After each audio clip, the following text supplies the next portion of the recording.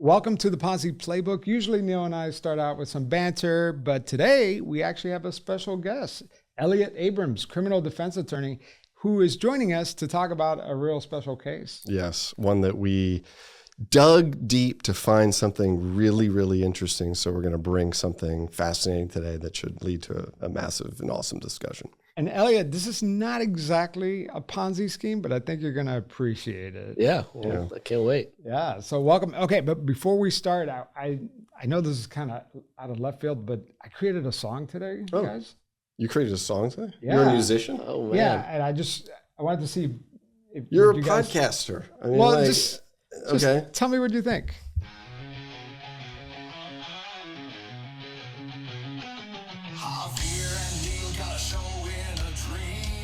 Oh my gosh.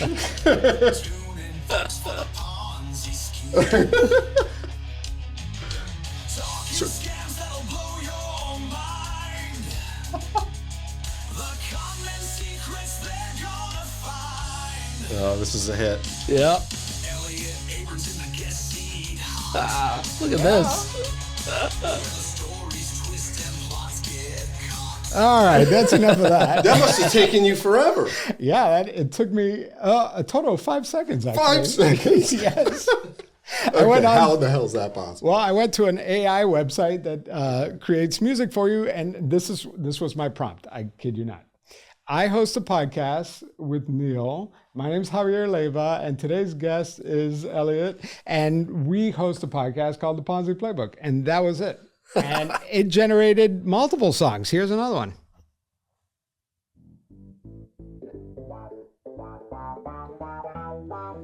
'70s Ponzi.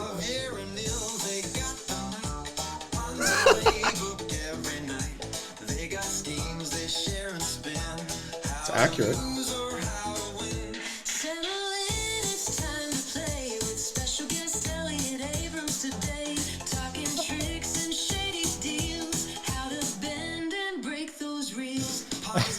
Anyway, So 5 seconds. yeah, 5 and seconds. You created 3 songs. 3 songs. Yeah, I created 3 songs. And they're massive hits. What'd you think, man? Oh, You think they're great. Yeah, put them out. You think I got a Got feature in to. this? Absolutely. I mean, I can only imagine that that's probably the best way for a law firm to market itself through this, sort of ridiculous AI music on, Well, but look, that song was okay for a 5-second prop, but the question is it something we would want to listen to, right? And that's my worry with this whole AI thing. I'll probably listen to it like 5 or 6 more times.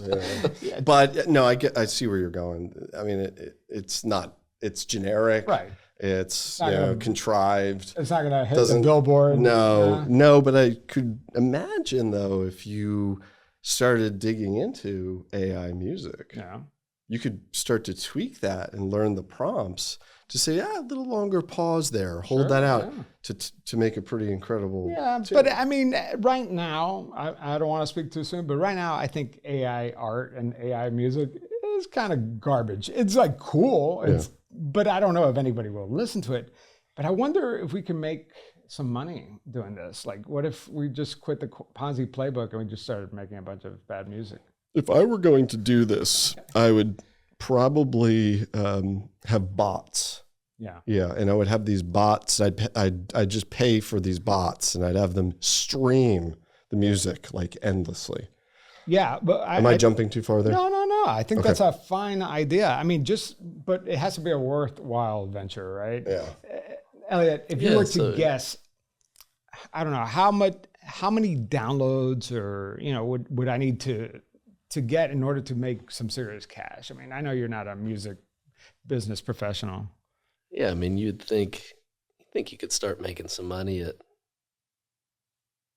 50,000 downloads or something, Wow. 50,000 plays. You think? Well, all right. Well, let's just put it this way. Let's add some context here so that we know what we should be aiming for. Okay. So we're going to do this like we're not going to do this. We're going to get Elliot. Okay.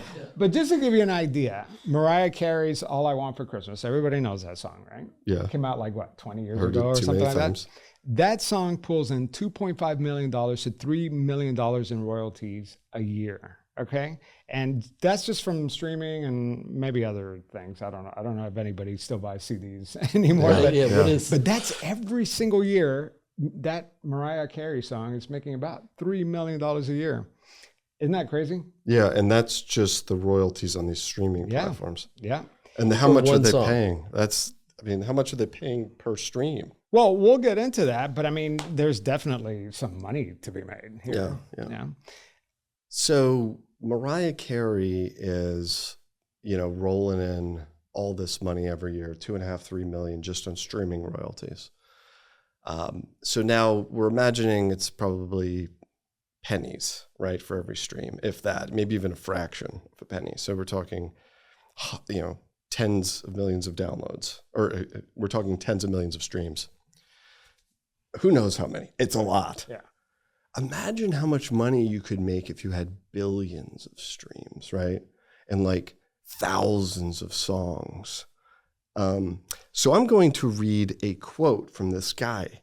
His name is Michael Smith, and he's going to become quite important today.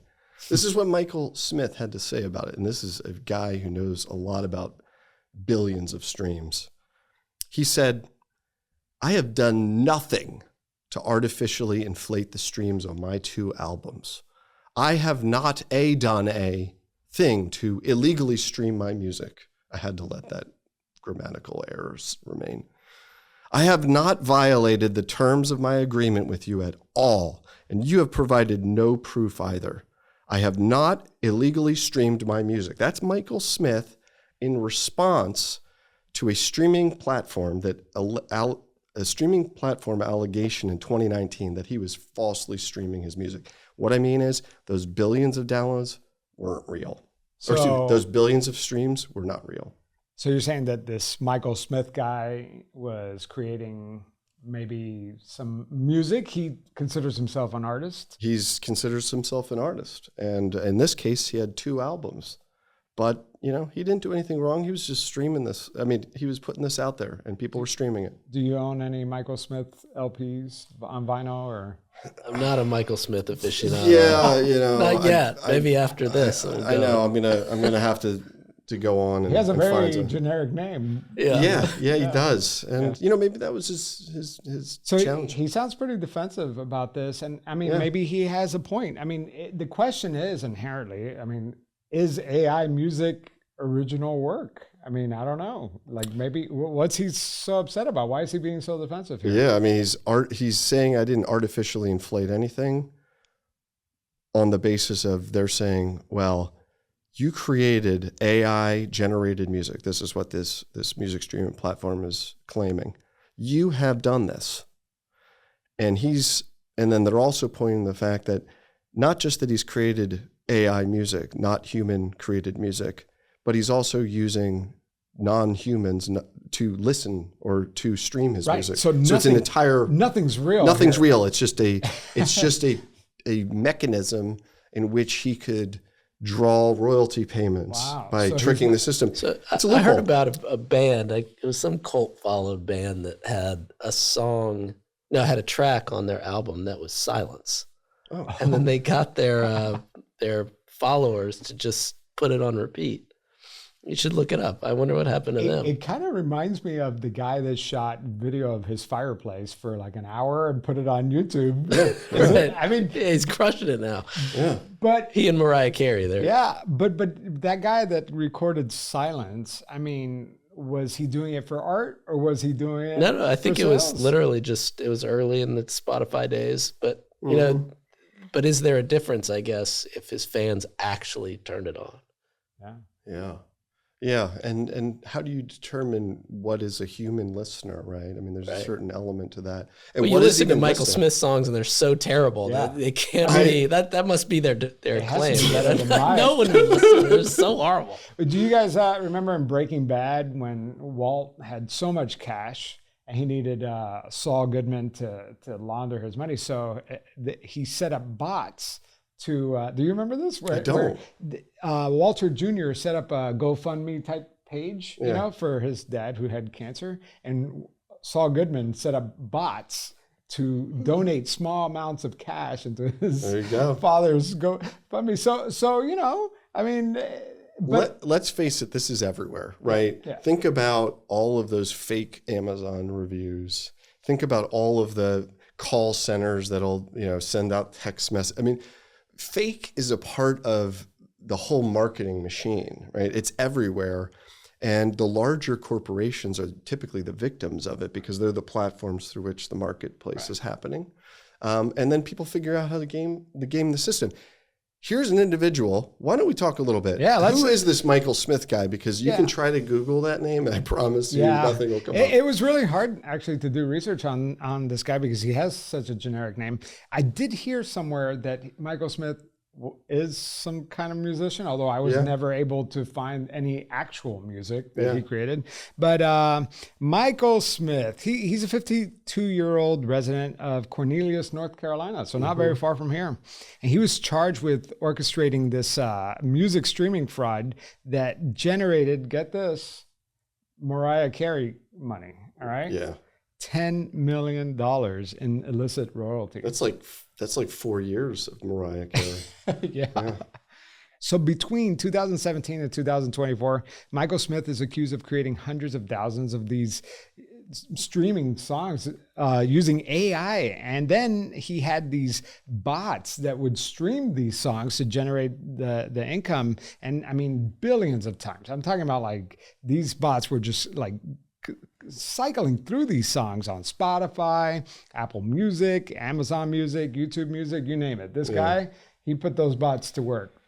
Yeah. I wonder if he was streaming other stuff too, did he just decide like he loves some artist, he's just going to help him out, unbeknownst to them, they just get it just like here, like let me, Joe Baker over there, or he's been struggling, and let me just throw 200,000 bots on him on Thursday. Did you know that you and I were kind of victims of a similar kind of crime? Yes, I sadly do know this. When Ponzi Playbook first came out, we're like, oh, it's a brand new podcast. Let's promote it and on a podcast that is related to us. And we found this podcast that claimed it got like 4,000 downloads an episode or something like that. And we paid tons of money to be on this podcast, and we got 0 results. It turns out that when I looked into it, that this podcast was inflating their listenership with bots. So it's not just this is a guy who's like seasoned in the world. Like you've been podcasting for a while, so those initial fears you were vetting and digging, and then and so I wonder for Elliot, like who are the victims here? Like honestly. Like, I mean, what harm is, I mean, this is the system, right? You create some piece of art, somebody listens to it. They never said it had to be a human, right? I mean, is what Michael Smith doing illegal? Gosh, it's such a fascinating question because, fraud is effectively what 12 people think is fraud. Right. I mean, at least federally, a federal scheme to defraud is just that. So are you doing something dishonest to try to take money that's not yours?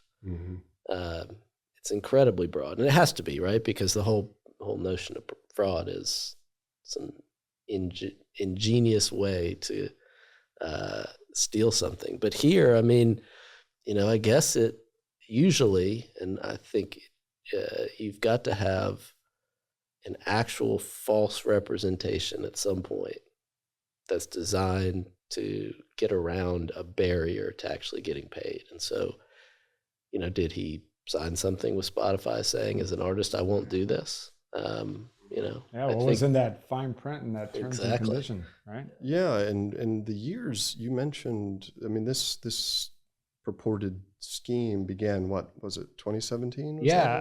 From 2017 to 2024. So we already know that AI is not even in common vocabulary in 2017. Yeah. So what legitimacy and where did the gray come, and when did the laws and regulations, if any, from a legal standpoint, but from a contractual standpoint, were there any restrictions? And where did it go astray? Right.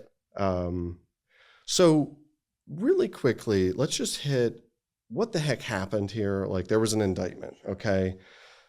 It's in New York, right? Yeah. So let's just hit really quickly what the points of the indictment are. And then I'd like to really just pass it over to Elliot to talk about, if you were on the defense side, what would you do? What are you thinking? What are the implications here? So Javier, can you share the indictment info? Yeah, so the indictment brought by the Southern District of New York included 2 counts of wire fraud and 1 count of money laundering conspiracy. Yeah. Which I had never heard of money laundering conspiracy.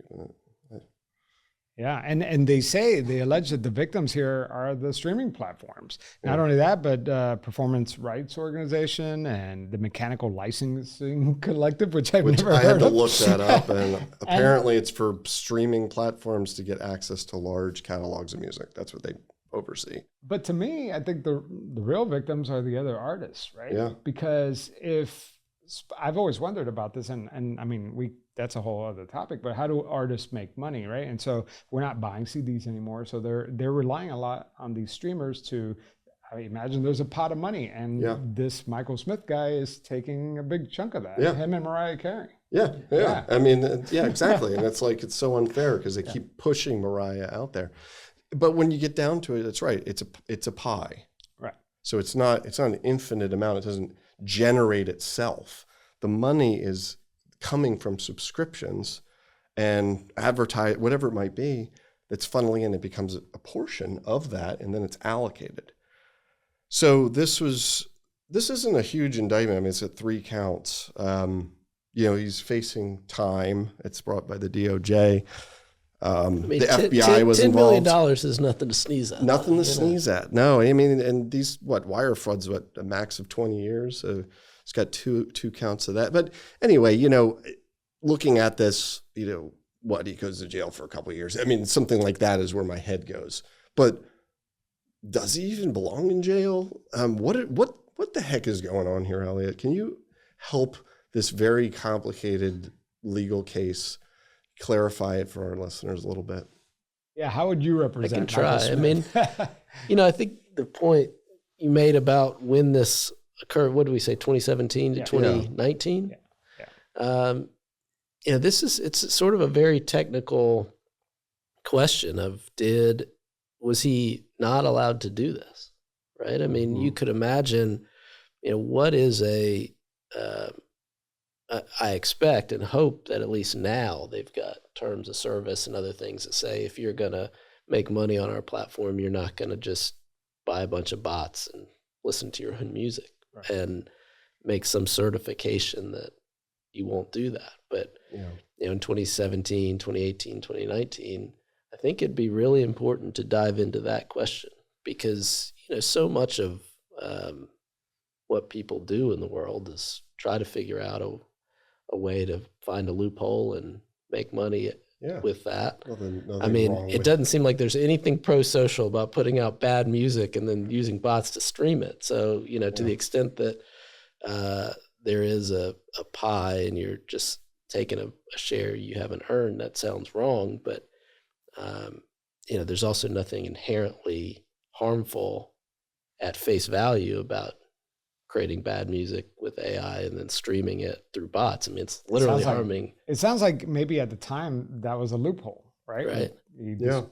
And then also authorship, right? And you wonder if you unravel to 2017, 2018, how much was he utilizing AI?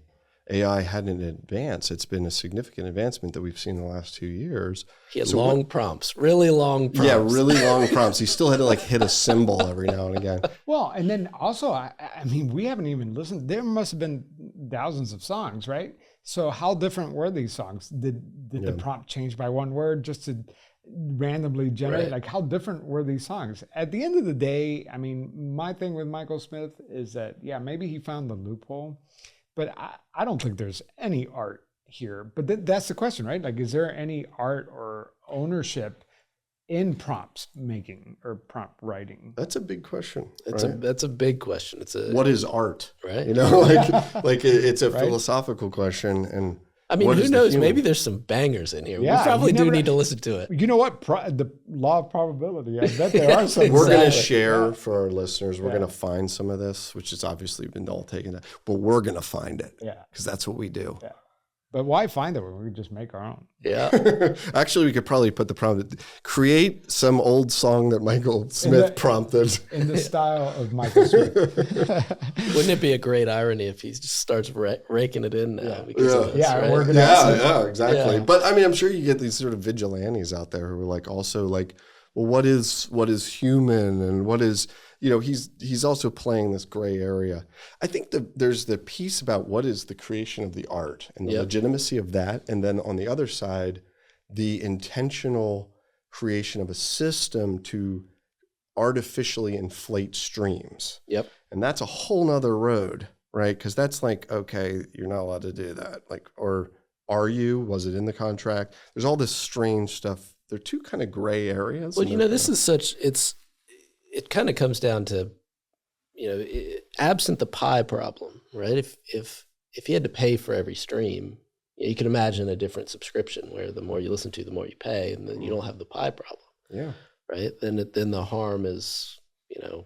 Yeah, it's gone, really. Right. And as long as the money keeps increasing. And so, you know, but Spotify and these services, you know, have created this system where some people listen to a lot, some people don't listen to much, but at the end of the day, there's a fixed amount that they're paying out. You know, I think that when you can really articulate the harm, it'd be interesting to see if he's, you know, it seems like you quoted from him. Maybe they've got a lot of information, his emails and stuff. I'd be curious to know if he articulated this himself. Like, there's one line that stands out, and I'll point to another thing really quickly, but he said to one of the contracted AI music generating companies that he worked with, who are considered co-conspirators, according to this indictment. He said, quote, "We need to get," scroll back down. Oh, sorry. Right. Oh, you were reading. I was looking for it. Yeah. Okay. He said, quote, "We need to get a ton of songs fast to make this work around the anti-fraud policies these guys are all using now." So there's some interesting words there. I found this is in 2023. Using now. Okay, so not using then. So something is evolving and around the anti-fraud policies. Not contravening or going against, but again, that idea of navigating, and something is changing and evolving. So he's working with people, creating something that's working, putting the bot question to the side. There were probably legitimate streams too, right? This isn't all just bots. Yeah. Is that tainted money? I mean, there's all these other questions. How do you untangle that? How do you untangle that? The Economist just had a book review of someone who's looking at Spotify, and it's very critical. The book apparently is very critical of Spotify, but one of the allegations that the author makes in this book is that Spotify is paying for the creation of music that it can then own, so that it can juice your playlist with money, with that sounds sexy. Music that then they get to keep, right? Because it's a lot more profitable for Spotify if they actually own the copyright.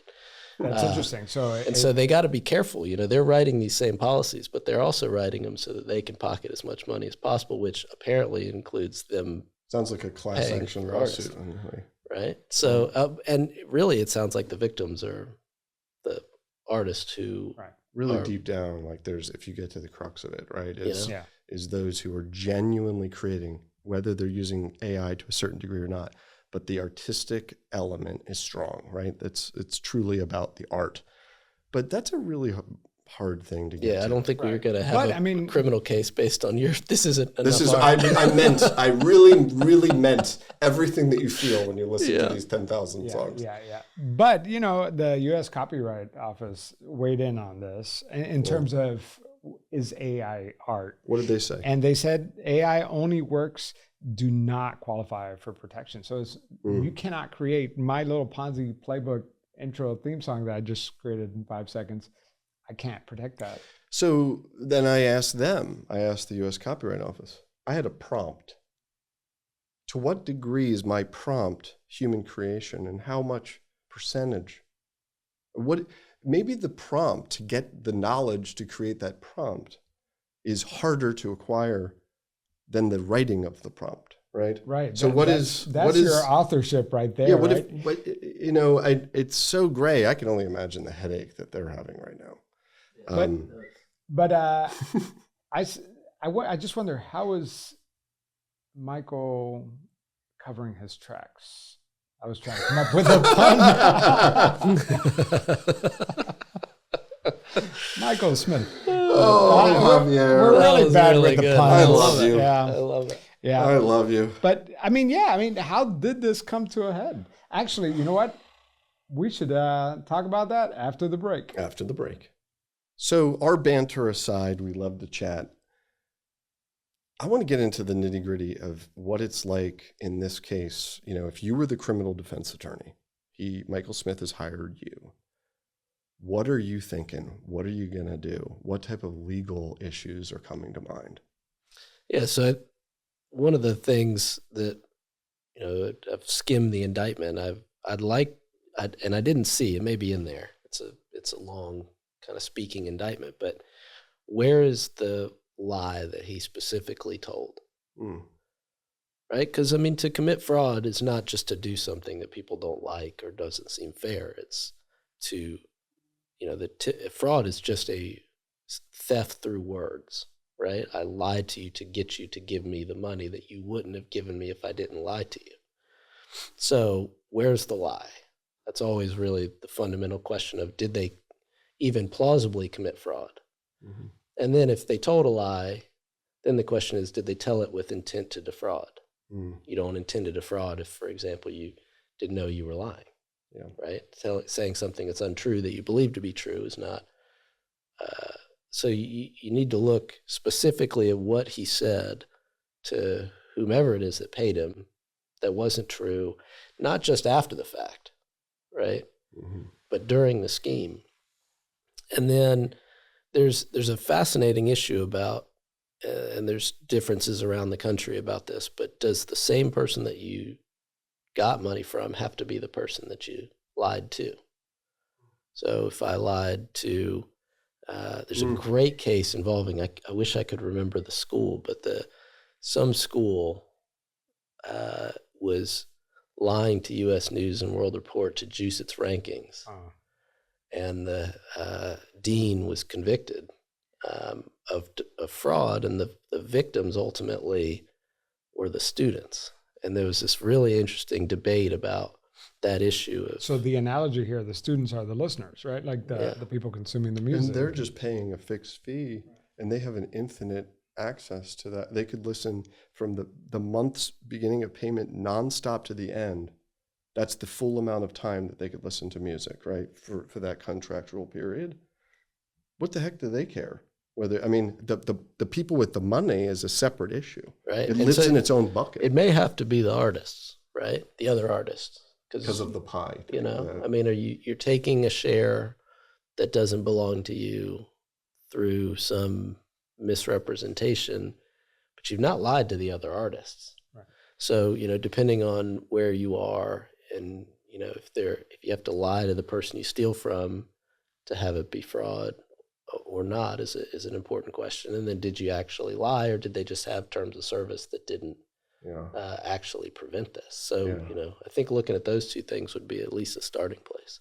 Well, I was just wondering too, is it entirely pro rata, right? If there's $1,000 and 10 streams, right?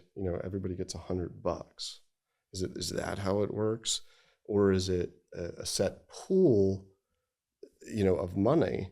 And then, I guess I'm trying to figure out is what's the money damage relative to how it's distributed, because presumably Spotify didn't make less money. Right? Yeah. Maybe they did. I don't know. That'd be an interesting question. Did Spotify actually lose any money, or the only? Well, and I think that we're getting into a territory that's probably unfamiliar to all of us, because it's the music distribution model, right? And there's more players than just the streamers that need to get paid, right? So there's the labels and all this stuff. And we're getting into like really complex area. But I think that as it relates to this show, this is called the Ponzi Playbook. This is not really a Ponzi scheme. No, it's not. But it has a lot of Ponzi-like. I feel like the boiler room going on, of all his bots. I mean, it is. Yeah, I mean, I kept thinking about it. I was like, it's got a pyramid shape, right? I mean, it's kind of got its top, and it's got to keep getting bigger at the bottom, right? So, what are some other ways you think? I don't know. I mean, just flesh out that idea a little bit, because it just seems like he is stealing from somebody to kind of, I don't know, there's something there. Yeah. And then the bots are kind of like the sales agents, right? You're compensating the bot, and the bot is going out and promoting it, getting more. And then the investor that the bot sold it to is the person with the money. Yeah, which is kind of nebulous. So that's these different organizations but really at the essence, you're saying the artist, right? But it's still it really wasn't the artist's money in the first place. Well, and who's to say they would even stream their music anyway? Right. I mean, it's a fascinating analogy, because you imagine Michael Smith on his computer just laughing, he's making 1,000 songs in 5 minutes. He puts them online and he goes $10 million. Yeah, but usually these artists that slave away for You figured it out. Yeah. Well, he was a starving artist probably, and it's like he's like, but I'm smart. Well, and here's another analogy. So usually Ponzi schemers party like a rock star. Michael Smith is prompting like a rock star. We don't really know if he's driving the Lambo or what. But if you're going to do a Ponzi scheme and you're going to be a rock star, I mean, the Venn diagram there, you gotta drive a Lambo. He's got to drive it. That's very, very high on the Ponzi scheme. I'll tell you, you laugh about it, but it's a big deal. And you're sitting there, someone comes in, they're charged with some sort of fraud. You're like, all right, what are you driving? Yeah. So is that just could we just cut to the chase and just arrest everybody with a Lambo? I mean, there is something, you can, when I see a Lambo pass me, I'm usually like, let me just get that name so I can look up their LLCs, and I do an eye roll whenever I see the Cybertruck. I'm like, oh my gosh, geez. You can't really tell a person's personality that much by what they drive, but there are certain vehicles that you're just like, and Lambos, Lambos up there. But we don't know. And do we know the outcome of this case? No, it's fresh. This is really fresh. We've got 3 counts, right? Yep. If you're defending, and you have 3 counts, 2 wire fraud, and this 1 money laundering conspiracy, but you're in uncharted territory. This is like maybe some precedent-setting stuff here. Do you charge forward with a lot, because it seems like the door is open with potential defenses? Or do you say, I think we can chisel that back because it's not a lot of charge? What are you kind of thinking in terms of your advice for a client? So in federal court, you can be charged with 1 crime or 20. The sentencing is usually going to be the same. And so it's this fascinating thing to explain to clients. Look, we could beat 99 out of 100 charges and you'll be in the same place. Yeah, it's hard to wrap your mind around that. If we don't win everything, then, and that's not always true. I mean, if you look at these, there's 3 counts that have a maximum of 20 years each. Yeah.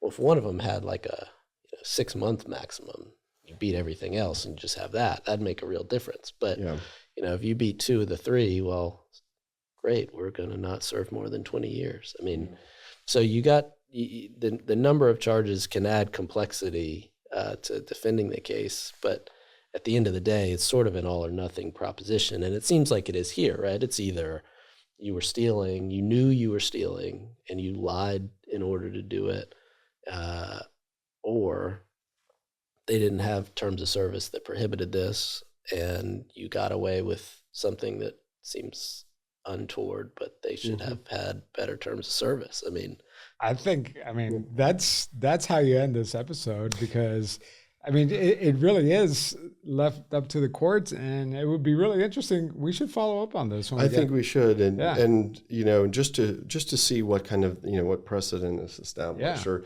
I mean, I wouldn't even call it precedent. Just what happens in this case. Well, because it'll have implications for music, for art. I mean, for movies.